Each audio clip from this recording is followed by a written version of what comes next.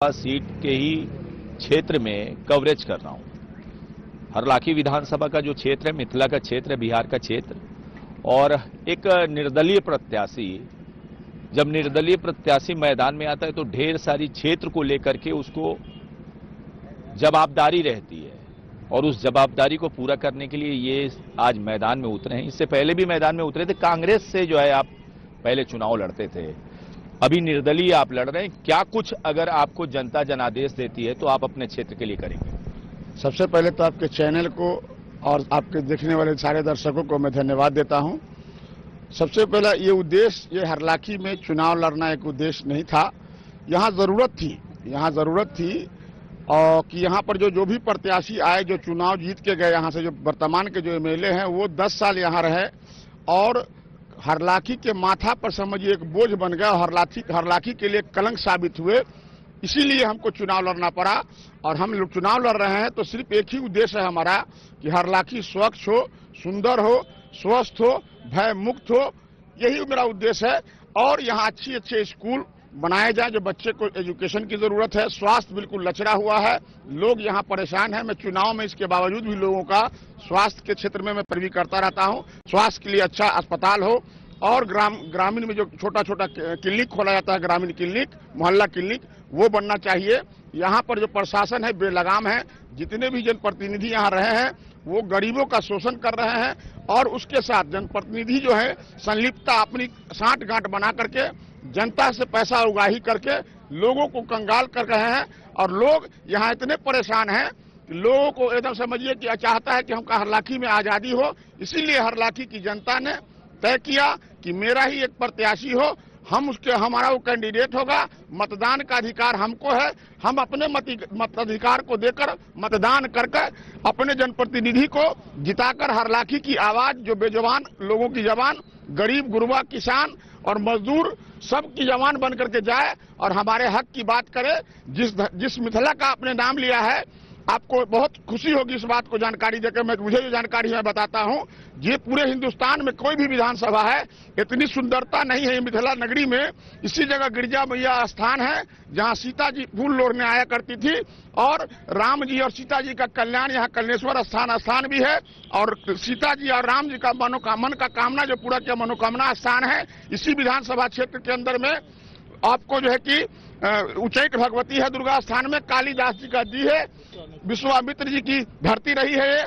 और इसीलिए इतनी सुंदरता के बाद, इतनी खूबसूरती के बाद जो पूरे विश्व लेवल पे इसको लोग जानते हैं, लेकिन आज तक के जितने भी कोई भी पार्टी के एमएलए एमपी गए इस धरती की चर्चा नहीं किए, इस धर्मस्थली की चर्चा नहीं किए, इस मिथिला और मैथिली की चर्चा नहीं किए।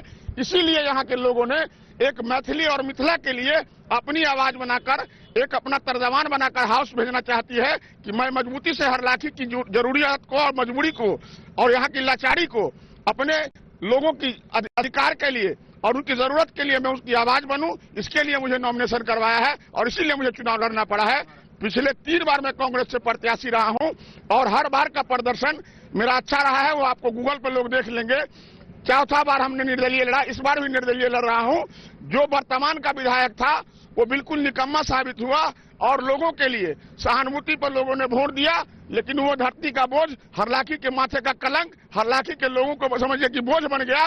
और जो हमारे जो लोगों का जो उम्मीद था, बिहार के लोगों का उम्मीद था कि गठबंधन के जो प्रत्याशी आएंगे तो कोई प्रत्याशी आएगा वो वर्कर होगा, लेकिन जो यहाँ सीपीआई के साथ अलायंस हुआ महागठबंधन का, इंडिया अलायंस का, उसमें जो प्रत्याशी आए वो हम जो प्रत्याशी है मुरारी जी, उनके बाबूजी ही 4 बार हमसे चुनाव लड़ चुके हैं।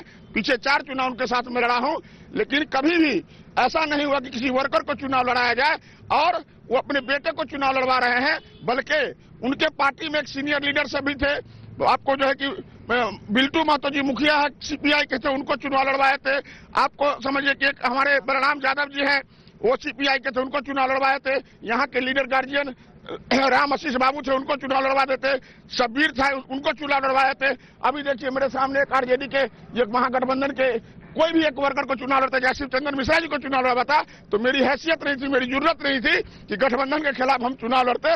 इसीलिए चुनाव लड़ना पड़ा कि ये विधायक बिल्कुल निकम्मा साबित हुआ और उसके सामने हमारा प्रत्याशी बिल्कुल डमी प्रत्याशी है, जिनको क्षेत्र का कोई अनुभव नहीं है।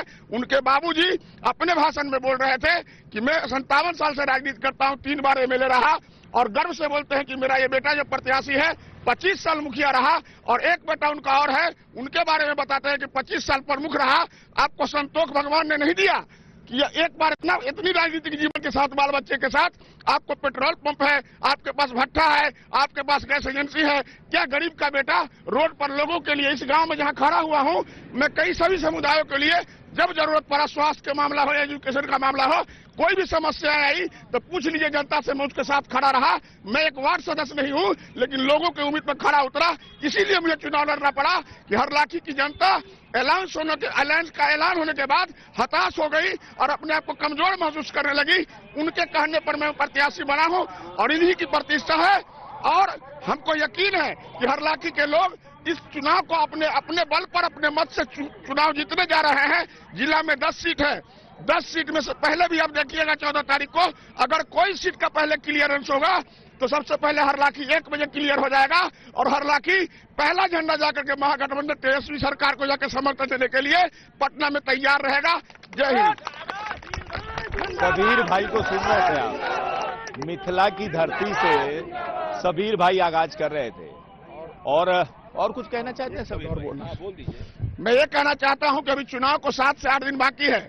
हमारे राष्ट्रीय नेता राहुल गांधी हैं, प्रदेश के नेता हम लोग महागठबंधन के जो नेता हैं, विपक्ष के जो सदन के नेता हैं तेजस्वी यादव जी हैं। मैं अभी भी उम्मीद करता हूं कि हमारे नेता ऐसे भी नैतिकता समर्थन करना चाहेंगे। आज भी कह देंगे तो मैं मुझे समर्थन कर सकते हैं। मैं कांग्रेसी था, कांग्रेसी हूं, कांग्रेसी रहूंगा, ये मैं कह रहा हूं, अपील कर रहा हूं। आज भी हमको कह दिया जाए कि ये मेरा कैंडिडेट है तो मुझे बहुत खुशी होगी कि अपने घर में मैं बैठा हुआ हूं। इसी चीज का अनुरोध करता हूं, बस आग्रह करता हूं। सबीर जी ने आग्रह कर दिया। अब जो हरलाखी की जनता है उनको दिखाना है कि आखिर इन्होंने निवेदन किया है वो आप लोग कितना स्वीकार करते हैं। लेकिन हम तो लगातार आपसे निवेदन करते हैं, और एक मत आपका जो कीमती बहुमूल्य वोट होता है उसके लिए करते हैं। तो जब भी आपके क्षेत्र में चुनाव हो आप अपने मत का जरूर प्रयोग करें। हरलाखी से मैं अर्जुन पांडे, साधना न्यूज।